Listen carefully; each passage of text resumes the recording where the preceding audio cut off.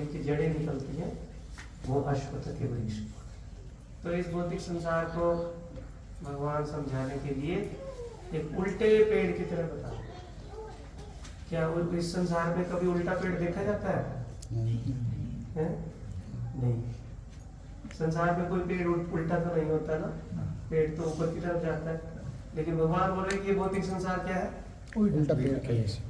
लेकिन नदी के किनारे में उल्टा पेड़ देखा जाता है ना? नदी के किनारे जब कोई पेड़ खड़ा होता है तो नदी में जब उसकी परछाई देखते हैं तो नदी के अंदर वो पेड़ उल्टा दिखाई देता है। तो हमको उस समय वो दिखाई देता है कि उसकी जड़ तो ऊपर की तरफ है और टहनियां जो है वो पत्तियां जो है वो नीचे। तो इस पेड़ को बताया गया कि जैसे अश्वत्थ का पेड़ बहुत जटिल होता है ना, बहुत जटिल होता है, उसमें बहुत सारी जड़ें होती हैं। वो जड़ नीचे की तरफ आती है, फिर वहां से एक और पेड़ निकल जाता है, फिर उस पेड़ की जड़ नीचे आती है, फिर एक और पेड़। आपने देखा होगा ना, आपने गांव में पुराने जो बरगद के पेड़ है ना, उनकी एक तो मूल शाखा होती है, लेकिन साथ में बहुत सारी छोटी छोटी शाखाएं निकल जाती है बरगद के पेड़ से। गांव में तो बहुत बरगद के पेड़ होते हैं। तो यहाँ पे ये प्रश्न किया जा सकता है कि भगवान इस संसार को बरगद का पेड़ से क्यों तुलना कर रहे हैं, गुलाब के फूल से क्यों तुलना कर रहे हैं? भगवान इसको नींबू के पेड़ से क्यों नहीं तुलना कर रहे, केले के पेड़ से क्यों नहीं तुलना कर रहे, बरगद के पेड़ से ही क्यों कर रहे हैं? क्योंकि बरगद का पेड़ जो है वो बहुत जटिल, बहुत जटिल, कहाँ से उसकी जड़ है, कहाँ पे उसकी शाखा है, पता नहीं लगता, बहुत जटिल है। इसी तरह से ये जो भौतिक संसार है ना, ये भी बहुत जटिल, बहुत जटिल है। कहाँ पे हमारे कौन सा हम कर्म करेंगे, उस कर्म से क्या बीज निकलेगा, उससे एक पौधा बन जाएगा, उसके फल को हमको भुगतना पड़ेगा। फिर उस पौधे पे हम बैठेंगे, वहां से कुछ कर्म करेंगे, एक बीज निकलेगा, फिर उससे एक पौधा निकल जाएगा, उस कर्म को हमको भुगतना पड़ेगा। तो ऐसे बताया गया कि ये जो पेड़ है, इसकी जड़ जो है वो इस भौतिक संसार के ब्रह्मा जी के बराबर है। जड़ में कौन होता है? ब्रह्मा जी। और ऐसे बताया जाता है कि सबसे पहले जीव जो है वो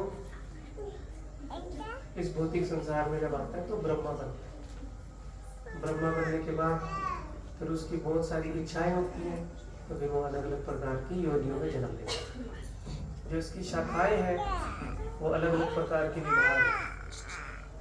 कभी व्यक्ति जो है वो कभी किसी डाली पे जाता है, कभी किसी डाली पे जाता है।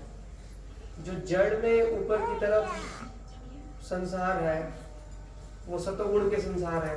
जैसे जैसे नीचे आते जाते हैं निम्न योनि है, इतर योनि जो है वो इस पेड़ में आती है। और ऐसा कहा गया है कि इस पेड़ की जो पत्तियां हैं वो क्या है? वैदिक स्वरूप। अच्छा, मान लीजिए कि आपने कोई पेड़ देखा और उस पेड़ पे कोई भी पत्ते नहीं है, तो वो पेड़ अच्छा नहीं लगता ना देखने में। जब पेड़ पे पत्ते होते हैं, फल होते हैं, फूल होते हैं, तो तभी पेड़ अच्छा लगता है ना।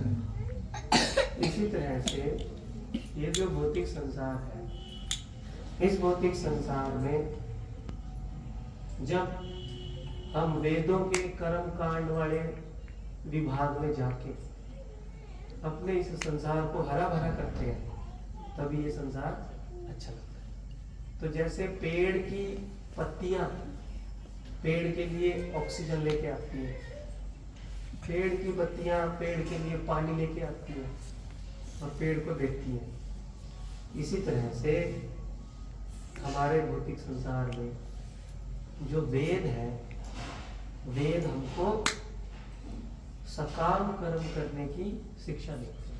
सकाम कर्म क्या होता है? कि हम कुछ कर्म करेंगे उससे हमको कुछ फल मिलेगा, हम कुछ कर्म करेंगे उससे हमको कुछ अच्छा फल मिलेगा, हम कुछ पुण्य करेंगे उससे हमको कुछ लाभ होगा। तो जैसे पेड़ की पत्तियां एक पेड़ को हरा भरा रखती है, तो वेदों में बताए गए सकाम कर्म ही इस भौतिक संसार को हमारे लिए हरा भरा बनाते। लेकिन भगवान बोल रहे हैं कि जो वेद का असली उद्देश्य जानता है वही वास्तव में सब कुछ जानता है। और वेद का असली उद्देश्य क्या है? भगवान को जानना। भगवान को जानना। लेकिन वेदों में जो ज्यादा भाग है ना, वो किस चीज का है? इस संसार में कैसे सुखी रहा जाए, पेड़ की हरी पत्तियां, कैसे पेड़ को हरा भरा रखा जाए, कैसे इस भौतिक संसार को हरा भरा। लेकिन हमारा उद्देश्य होना चाहिए कि जितना भी हमको कम से कम इस संसार में जीने के लिए, संसार में चलाने के लिए सब कुछ चाहिए, वो करके ज्यादा समय, ज्यादा टाइम, ज्यादा बुद्धि हमको लगानी चाहिए भगवान को जानने, भगवान का भक्ति करने। यही हमारे मनुष्य जीवन का उद्देश्य है। अगर हम इस पेड़ को बहुत जटिल बना देंगे ना, तो इसमें से निकलना बहुत मुश्किल है। हमारी बहुत सारी इच्छाएं हैं, फिर उन इच्छाओं को पूरा करने के लिए हमें कभी पेड़ की उस डाली पे जाना पड़ेगा, कभी इस डाली पे जाना पड़ेगा, कभी इस डाली, कभी ये जन्म लेना पड़ेगा, कभी वो जन्म लेना पड़ेगा, कभी देवता बनना पड़ेगा, कभी मनुष्य बनना पड़ेगा, कभी पुरुष बनना पड़ेगा, कभी स्त्री बनना पड़ेगा, कभी जानवर बनना पड़ेगा, कभी सांप बनना पड़ेगा। और ये जो हमारी इच्छाएं है ना इस भौतिक संसार में, ये ऐसा नहीं है कि एक जीवन में पूरी होगी।